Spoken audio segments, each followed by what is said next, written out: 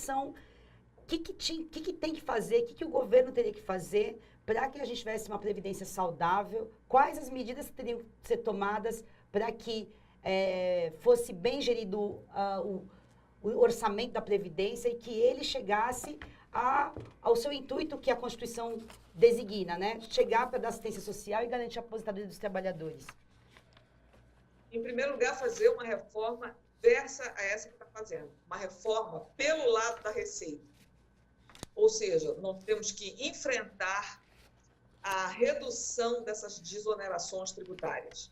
O que significa enfrentar grandes blocos de poder que estão instalados no Congresso. Nós teríamos que fazer isso, nós temos que recuperar as receitas do sistema de seguridade social que foram totalmente destinadas ao aumento da margem de lucro dessas empresas.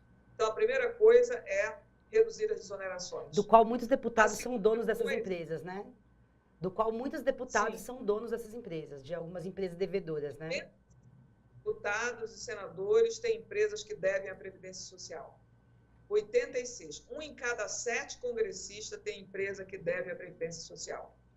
Então, é claro que não é fácil recuperar essa receita, mas é possível um outro esquema político.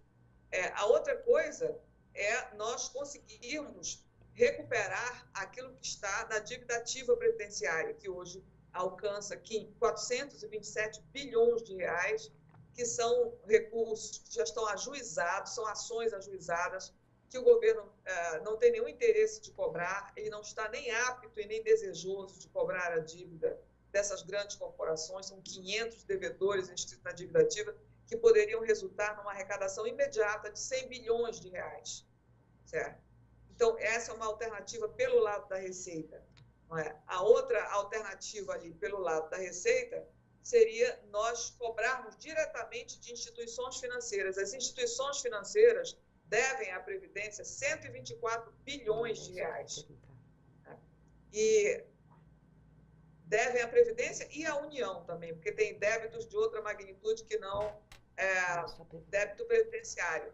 Então, esse tipo de recuperação de receitas que foram perdidas para esses esquemas políticos, né, eles precisam ser revisto, tudo isso tem que ser revisto, certo? A gente sabe, né, que os municípios e os estados precisaram do perdão dessa dívida do INSS para poder sobreviver, mas a União tem que compensar os cofres da Previdência com essas desonerações que ela concedeu aos municípios, principalmente.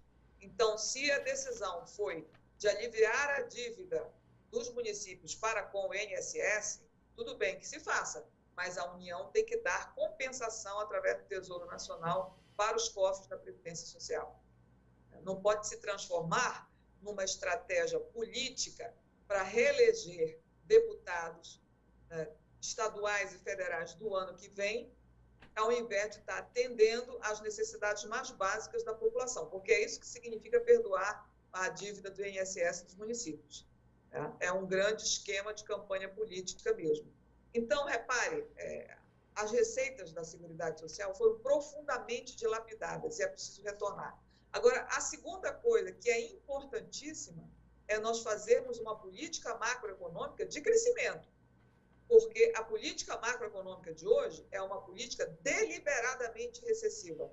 Ela foi feita para provocar um enorme desemprego, reduzir os salários, a intenção era reduzir os salários para recuperar as margens de lucros que foram achatadas nos últimos 10 anos. Houve uma compressão das margens de lucro das empresas brasileiras em função do crescimento do salário mínimo e do salário médio. Então, a ideia é provocar a recessão, subjugar os sindicatos, conseguir as reduções salariais, desmobilizar os trabalhadores e fazer passar as reformas com a menor resistência possível. Então, a política macroeconômica estava voltada para isso.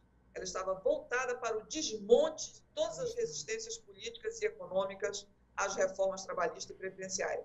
Então, para recuperar a Previdência, é absolutamente essencial que a gente lute por uma política macroeconômica que seja desenvolvimentista, que seja voltada para o pleno emprego, que seja voltada para o retorno da recuperação da renda dos postos de trabalho, porque a Previdência, ela depende dos postos formais de trabalho. ela depende do nível do salário médio, ela depende da massa de trabalhadores e da participação desses trabalhadores na economia. É daí que vem a receita, a principal receita da Previdência. Mas isso não será suficiente, evidentemente que nós temos que partir para uma reforma tributária que consiga tributar os ativos financeiros desse país para que eles se destinem à previdência social e à assistência social e à saúde no país.